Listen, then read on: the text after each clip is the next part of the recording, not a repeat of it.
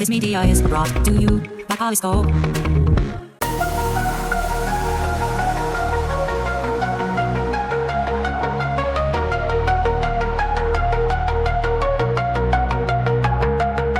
In the realm of tomorrow, where techniques mind, we ponder, we dream. Let's go ahead. Okay. Thank you so much for coming on the show. It's great to finally meet you because this is how we meet each other nowadays, over Zoom. So why don't you tell us a little bit about yourself and your organization and what you're passionate about? Oh, Chris, it's good to be with you. I think that anytime we're with a fellow traveler, another human being, it's special time, even if it's across Absolutely. Zoom. Even if it's over Zoom. This is how we interact nowadays. I mean, when was the last time you interacted with somebody in person? It seems like it's so rare. It's like people are they just don't want to get out of their chairs and go somewhere. So that's why I try to make great pains to actually go places and see people in person because it's so rare now. Yeah, well, and I think it's critical that we keep leaning into that, in the age of AI. And so, I'm Jeff Burningham. It's great to be with you. I'm a serial entrepreneur. That's really my background. I started a tech company as an undergrad at BYU. Nice. Grew that. Yeah. Getting into the grind early, huh? Yeah. I've always kind of I actually started a little carpet cleaning business when I was like 13 years old. I was a competitive basketball player, the oldest of 6 children. Wow. And so didn't have the resources to go to these special travel camps and tournaments. And so I had to find a way to do it. So anyways, I've started several companies. I started a tech company as an undergrad, sold it to a NASDAQ listed firm in my late mid 20s. Nice. And then, started a real estate firm in the Great Recession. Well, you said, okay, now's a good time to start a real estate firm. And then you got to be a contrarian. The way to have outsized returns is to be a contrarian. You know, everyone zigs, you zag, right? Exactly. Yeah. So started with 2 of my good buddies. We almost didn't make it. 2 or 3 years. Lehman Brothers is failing. AIG is going under. I mean, we almost didn't make it. But when we turned it around quite significantly. We've owned, I think, close to $10 billion in real estate assets in the last 20 years since we started the firm. It's called Peak Capital Partners. It's been one of the fastest growing companies in Utah and one of the fastest growing real estate operators in the Western U.S. for the last decade. Nice. Once that was up and going, though, I pivoted back to technology. Started the first venture Couldn't stay away from it, huh? No, man. Technology's fun. I'm kind of an early guy, I kind of like the risk stage. I kind of like when things are amorphous and undecided. It's not clear exactly where we go. That's kind of where I thrive. So once our real estate firm had grown to maybe $500 million in assets, it was pretty clear that it was going to go, that my 2 partners are Ivy League MBAs. They're better at operations than I am anyways. They're better at scaling a business. We had a little extra money, and I said, I know exactly where we should put it. There was an undersupply of good capital in the state of Utah and an oversupply of good entrepreneurs. So this was in 2011, 12, 13. So I stood up the first institutional venture fund along the fast-growing tech corridor in Utah, which is called Silicon Slopes. Not Silicon Valley, Silicon Slopes. We got the slopes. It's not prairie. It's not prairie. It's I love that. It's Silicon Slopes. Have you heard of Silicon Slopes? That's the first time I've heard of that. Wow, I've heard of all the variations, but that's the first time I've heard of Silicon Slopes. That's cool. Yeah. Well, this is the best variation, let me just say. Of course. I'm not biased. Outside of this variation, of course. That's right. Well, there's only one OG, right? There's got to be an OG, and then there's all the other. You got to copy something, right? Yeah, the Silicon Slopes, the Silicon Prairie, the Silicon whatever. But innovation is everywhere. Great ideas come from everywhere. Absolutely. Oh, yeah. I think genius is distributed. Now, whether that genius has an opportunity to bubble up, that's another question. But I think genius is distributed across the globe. Yeah, well, But it's anyway, better. There's a better chance it's going to bubble up now, where we're so interconnected, where somebody with some real smarts ideas can like put something up on YouTube and then connect the dots with other people. I think it's a better time than ever to be a I genius agree. anywhere in the world. That's true. It's easier to Yeah. get your ideas out there, right? It's easier to get those Yep. disseminated. Now, what we just can't lose, going back, is the human connection, like the Exactly. wisdom that comes in human connection. Right.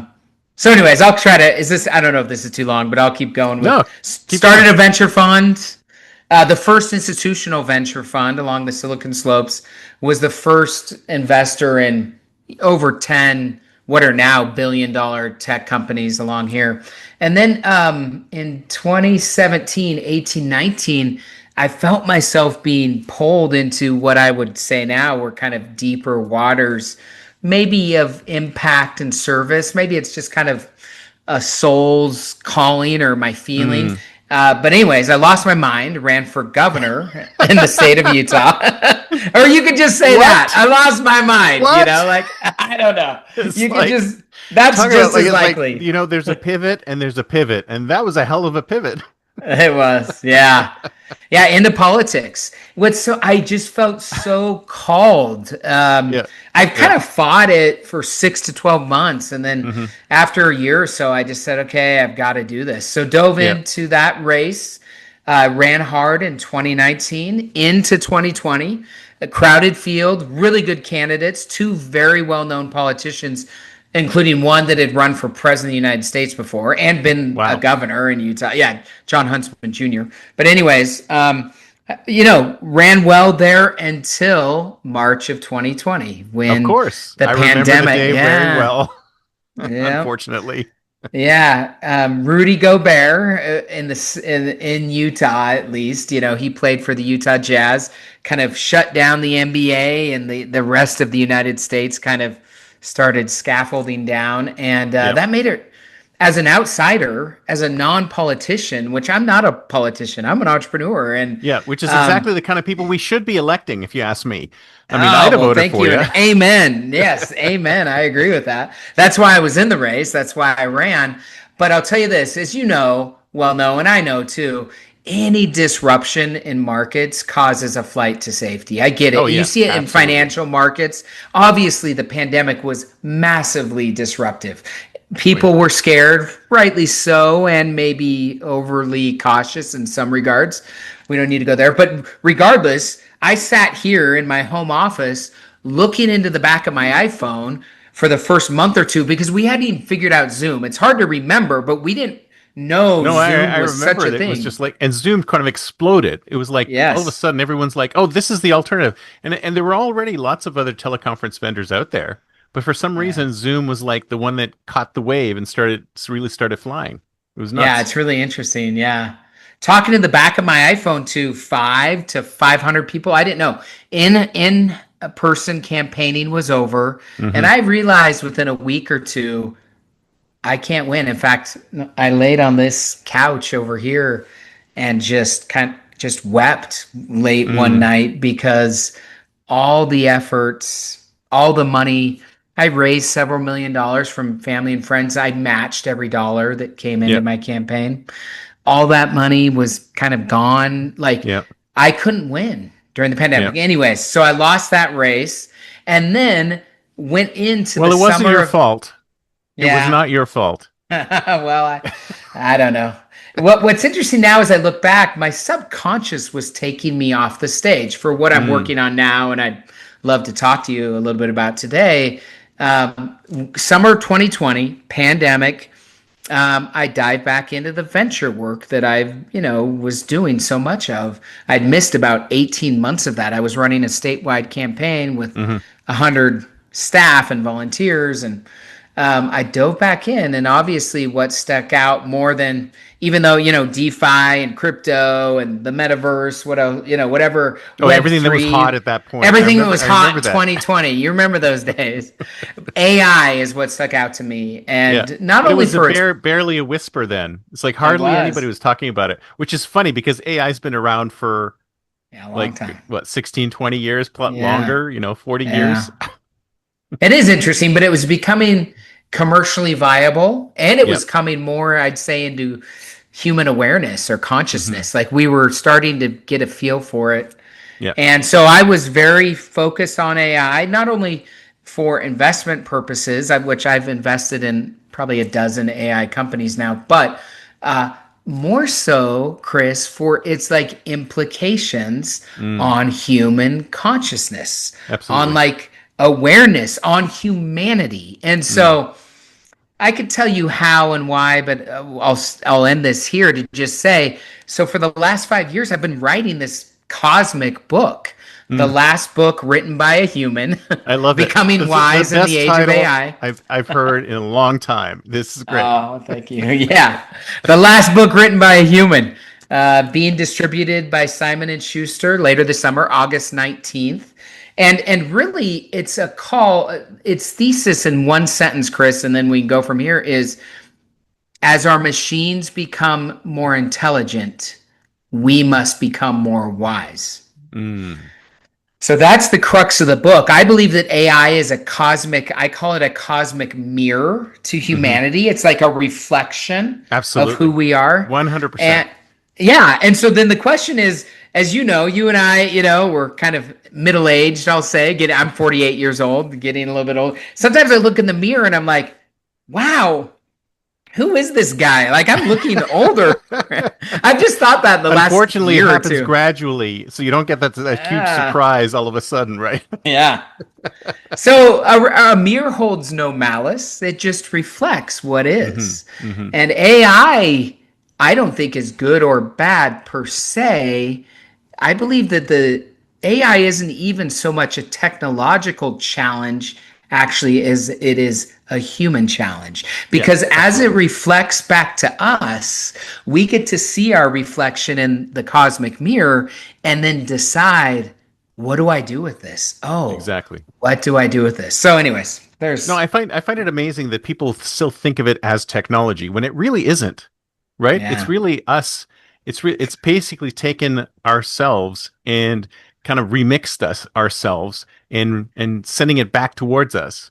And we're Yeah. we're the ones who are interpreting exactly what it's saying, right? So we're putting our own interpretation on it because it doesn't know how to interpret anything, right? It's just making guesses. It's just an Exactly. estimate. Yeah, it's our data. It's reflecting back our data, our biases, our experiences. And then we get to have an interesting look at ourselves and decide where we want to take the future. I really think Hmm. the future is up to us, up to humans. I think that AI, the book, the last book written by a human, my book, is really the bull case for AI. It's like, Mm, how can we use AI for human flourishing? right. What do we need to do in order to make that happen? Now, there's a lot standing in the potential way of that, but I talk a lot in the book about what I call the old game, this game of greed and division that I think is kind of crescendoing right now. Right. And amongst humanity. At least that's the internal feel I have. I think it's being burnt out of us, like it's crescendoing. And then we get to substitute what I think is a new game of abundance, authenticity. I think the currency rather than cash in this new game is karmic. I think we Mm, start to understand ourselves at a different level, and we start to apply more awareness, more consciousness to the decisions that we make going forward. And we have a lot of decisions to make. I mean, the stakes are high. There's a lot riding here, and it's an exciting time to be alive. Also, a little bit of a scary time, but no, no, no, but I think you're absolutely right. I think we need to elevate the conversation between, because people are talking about this sort of like the tactical pieces of, well, AI is going to take your job, or AI is going to eliminate entry level jobs, or AI is going to eliminate white collar work, then eventually blue collar work. And there's just so much fear flying around. And we need to elevate that conversation above it and say, well, it is a tool. I mean, from my perspective, yes. that's exactly what it is. It's kind of like any other technology that's come down the pipe. It's a tool, but it's a really human-like tool. And they did such an amazing job with the interface. I think it was genius to make Yeah. the interface conversational because that Yeah. is how human beings communicate. I mean, here you are, you and me, we're talking to each other. It's a conversation, and that's exactly the kind of interface that it uses to make itself feel like it's a human being, like it feels Yeah. human. Yeah, this is the story of humankind, or you Yeah. could say intelligence itself. We've created tools that have made life easier, different, that have served people. And you're right, this is no different. It's no different and it is different. What's interesting about this tool is its potential agentic qualities, its ability Yes. to become an agent unto itself. Whereas yeah, like, so I don't need to go through 10 different examples, but AI can become an agent unto itself. And so it's really incumbent on us as the creators, the discoverers, or I like the way you put it, almost kind of remembering maybe this tool and its Mhm. capacity. It's up to us to infuse it with awareness, consciousness, love, of a future of humanity that's beautiful, not divided and fractured and greedy and hating each other and warring. Exactly. Again, I think the potential for AI is unbelievable. It's up to us, and the question is, will we rise to the challenge? Exactly. Will we in an era of highly intelligent machines, will we, human beings, individually, you and I, Chris, and collectively, will we become wiser? And Yeah. will we apply wise principles to the development and use of the technology? We shall see. Exactly.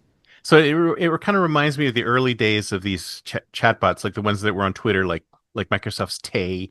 And do you remember Tay Hmm. and what Hmm. happened there? It's like it was launched, and then within hours, it turned into like a Nazi bot or something like that. It's like it was learning off in its Sorry, responses, I and shouldn't laugh. Yeah. it became horrific, right? And Yeah. every single, it's the same thing with the Amazon one, like the Amazon one where they were using it to look through resumes to determine who to hire, and it only spit out white people, and I'm like, what kind of criteria is it using? So it's kind of like we have to look at it as anything else is like what's going into the system, right? So Yeah. what are we feeding this thing? So when you see something like Tay out there that turns into a Nazi bot, it's because we are feeding crap into it. So we need to be better at what we give AI so that AI can be better too. Amen. Yeah. This, what's beautiful about this, I tell some stories in my book about becoming a human doing. I think Mm, all of us can feel that a little bit. mm. There was a time in my life where I was running a multi-billion-dollar private equity firm, investing $100 million in venture capital on like 20 boards, a father of four, Man, you a sound like a busy guy. dude. I mean, it was ridiculous. And guess what, Chris? I added an MBA on nights and Just weekends for to my fun. plate. What was I thinking? Here's my point. And by the way, that was my fault and my mistake. I had become addicted to doing. I Mm, think a lot of us, but Chris, we're not human doings. We're human beings. that's So right. actually, I think if we are wise, as AI becomes better at doing, as AI can do some of the mundane tasks that humans have been used to for a long time and can do better than us, doesn't forget, et cetera, et cetera. What does that leave us with, Chris? It leaves us Yep, with being. It exactly. actually allows you to get from behind your screen and your beautiful microphone here and go exercise, go touch some trees, That's go right. connect with It's a lifting of a burdens. See, that's what I yeah. think it's kind of like technology up until this point has given us more work, right? There's Yeah. always more. Like we were talking about Outlook before the call. It's like everything technology seems to give us more burden as opposed to lift our burdens. And Yeah. this is the first time technology seems to have started to lift our burdens. I mean, it's not doing it wholeheartedly yet, and we need to work on that. But that's where technology should be. I mean, that's the whole reason why we invented it in the first place. It's supposed to make our lives easier, I right? love And that. You're exactly right. Yeah. yeah, Yeah, and so this can lift our bird as it does take over some of that doing. We have time to come back to our being, to be together, to be in relationship with each other rather than the machine. We're going to have exactly. relationship with our screens and with the algorithm, and that's can be healthy. That can be good. it can't, in my opinion, it should not take over from human connection. Yeah. It should not take over from real relationships. See, I think the beauty of existence, this, I'll call it one eternal round of life, death, and rebirth, is in the connection. It's in what we feel. It's in the messiness of some of this humanity. And if we sterilize all of that out, if that just gets fried away in efficiency and productivity, we've lost the magic of like why we're here. We've lost the magic of what we're doing. So I think AI can turn us back to that. More people can lean into that. I could give so many examples, but let me just say, I think we're all artists. This is art, this podcast.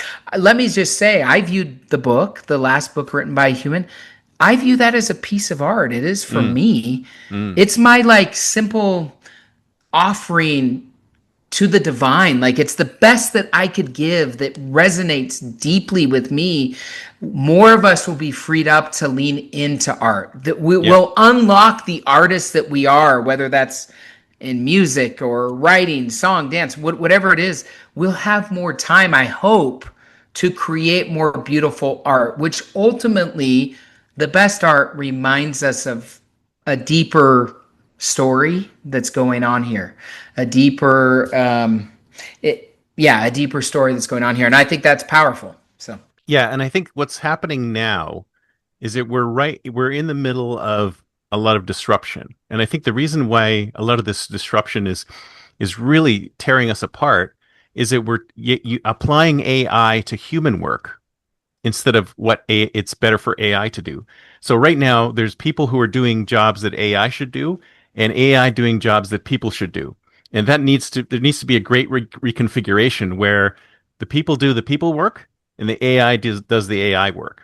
And it's going to be tough to do because a lot of people are into these jobs. I mean, some of these jobs are really repetitive and they don't require a lot of thinking, but we have this giant human brain that can do so much. And, let's take it off of our plates and give us the opportunity to create and be and expand and be, use our entire human brain as opposed to just the little slice of it that's doing that burdensome job. I love those thoughts. And I think our job individually and collectively, I'm taking it up close to the highest level here, is to follow our own heroic journey. I think that every human being, and I think society collectively, is on a heroic journey that we've lost a little touch with. We may have forgotten in this modern world of digital creation and of busyness. And see, I climbed to my little mountain of success, Chris. I built billion-dollar companies. I check, blah, blah, blah. I don't want to win awards that don't matter and da, da, da, da, da, da, da. Guess I got to the top of my little mountain of success. And I understand why people want to get there. Everyone will take their own path. I'm not necessarily criticizing it. But take it from me who, again, climbed my little mountain. There's nothing up there but a cold howling wind. There's nothing different up there. So what do? You come back down, you pick up the broken pieces of a little bit of a tattered life that happened as you were climbing this fictitious ladder of success. Right. You quit looking externally, and once that happens, there's only one place to go, and that is inside. We go back inside ourselves. We look inside ourselves for, again, I'll tie the ideas together, into this heroic journey that we're all after and searching for. And often this revolves, I hope I'm not making this too woo-woo or whatever, but this revolves around love. I mean, it revolves around love and what we love to do, the art that we can bring into the world, who we love and who loves us, meaning people. And we can focus more on that. It's about going inside ourselves. Once the external is blurring, the internal is clarifying. And I think that we have an opportunity here to go back inside ourselves, to reconnect with who we are and to re-energize the heroic journey that we're on together. I think that AI is meant to be a catalyst. There's going to be some pain in the disruption. Oh, yeah. You know, death is always painful. You see this in technology companies. Death is painful. Rebirth can be painful, but then it's glorious. I think that humanity is going to be reborn, quote unquote, here over the next several decades. And I think AI will be a forcing mechanism towards that. And that's what the book's about. It's this weird confluence of business plus spirituality plus AI plus politics. And what do we do to reform our institutions so that more of them are focused on human flourishing? How do we ensure that this powerful technology that we're creating is focused towards human flourishing and not human destruction? Absolutely. Absolutely. Well, on that note, this is perfect segue. So it's time to Sorry, think like I feel like I've been preaching here a little bit. I love Sorry it. about that. This is great. This is great. So it's time to think like a futurist. It's the year 2035, 10 years from now. It's like, can you imagine what's going to be like? So what do you think the world's going to be like? What do you think technology is going to be like? What do you think AI is going to be like? Where do you think we will be in 10 years? Let me give you, well, first of all, let me take the bull case. Okay. Because, meaning the good case, because I think, Chris, whether we are optimistic right now or pessimistic, there are some things that I think are worth our best efforts, regardless of the outcome. So I don't think it's helpful right now to be really pessimistic, to be like, we need to be aware, we need to be careful, but to be like, it's interesting. I post some social media and people are like, AI's already taken over. Humanity's dead. I hope the robots kill us. I'm like, so anyway, sorry, I'm kind of going on a tangent. Let me give you the bull case. I hear it too. I hear it every day. Yeah. Let me give you, here's what I believe is going to happen. And these are kind of broad things, but this is what I would bet on. I don't really want to get the specifics because no one knows. We don't know. Here's what I'll say though. I think there's going to be a renaissance in human consciousness over the next decade. So my bet is that humanity is turned onto itself, like the reflection of this technology is so disruptive that it causes us to question who we really are and what reality really is, to grapple with those deep and tough and hard questions, to come to more peace and clarity around that, and then be able to take that into the external world. So I'm going to bet, number one, on a renaissance in human consciousness. Number two, I will bet on a pretty significant restructuring of our institutions to match. That's necessary. Absolutely That's necessary. So I think the next decade will be really disruptive to religion. There's a chapter in my book about reforming religion. I grew up Latter-day Saint, I grew up. You're kidding. Are you surprised? Hey, so some of that has definitely shifted though for me, but it was a great way to grow up, a safe way, a very grounded way. It's nice to have a box with all the answers, but then that starts to break apart in midlife and to restructure itself. Anyways, I think there'll be a reformation of religion. I have a chapter in my book called A Vote for Humanity, which is a focus on human. I think that the intelligent machines will also allow us to appreciate how, Chris, no matter our different backgrounds, you're in the Bay Area, I'm here, whatever, there's so many differences when two humans are together, but there's always more that we share in common. Absolutely. 100%. You're human. I'm human. I think it will force us to appreciate the miracle that existence is, the specialness of being embodied, of being with other humans. And that's something that I don't think we'll take as much granted for. And so I think that I think that political division needs to tone down, and I think it will over the next decade. We'll go through some pain to get there, but And then there's another chapter in the book about conscious capitalism. I think capitalism will be restructured because AI, I don't know if you agree with me or not. AI is not a thing like a technology where, hey, if I don't want to say big tech names, but if big tech A wins, then big tech B loses, or vice versa. No, it's not like that at all. It's not. Like that at all. If that happens, we all lose. Mm-hmm. If there are one or two tech companies that control this, there's not some winners and losers. We will all lose. Exactly. So we need to bring a renewed consciousness to the capitalism, quote unquote, around this technology. And so anyways, I think that there will be structure in a decade, 2035. I think there'll start to be new structural systems being put in place to frame the new world, again in quotes, that we're living in with intelligent machines. This is what I am a futurist. I mean, I think I've done well by that in the course of my life and in my background. I'm leaning more into that now with the releasing of this book and kind of becoming this artist and author. But that's what I would see in 10 years in the best case. That's what I'm going to bet on. That's what I believe. I love it. I love it. And maybe some decentralization, forget about the hierarchies as much. There's just so much potential. I just see so much potential. It's like, I can't understand why people are pessimistic about this, because we have so many tools at our disposal to make our lives so amazing. Yes. We just have to use them.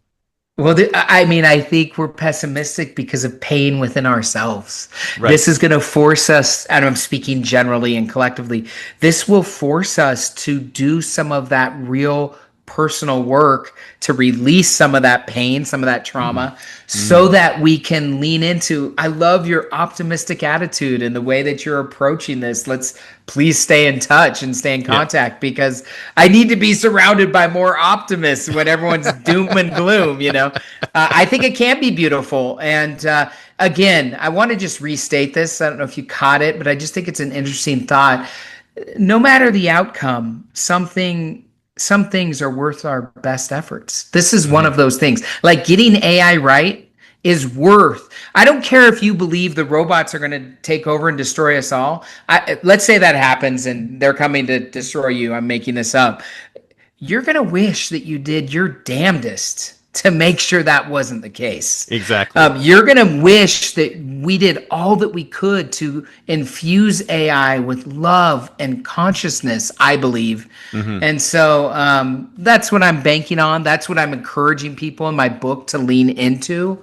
And I'm really excited about this mission. I think I'm kind of transitioning. I hired CEOs for my companies when I ran for governor. I've kind of been the chairman of the companies, which basically means I'm not needed. I'm like a janitor and help where I can or when people need things. But chief cook and bottle washer. Right? Exactly. But I'm kind of transitioning into this new space of author, artist, hippie, futurist. I don't know. Love it. I don't have a plan, but this is the second half of my career and what I am really committing my career and life to here for the next several decades. That's really exciting. I love that. So this has been great. Thank you so much. We definitely have to keep in touch and do more of these. But if someone wants to get in touch with you, what's the best way? Yeah, probably the best way is to just go to my website, jeffburningham.com. Burningham.com. Definitely look for my book, August 19th, the last book written by a human. You can buy it anywhere books are sold. I'm also on all social media is at Jeff Burningham. It's simple. So yeah, feel free to hear. I'd love to hear from people. Love to hear from people about these ideas, and would love to stay in touch around these ideas that are so critical to our future together. Sounds fantastic. I'll put all the links in the show notes so people can go direct. So thank you so much. It's been great. Thanks, Chris. Good to see you. Love it. Talk to you later. Bye. Okay, bye.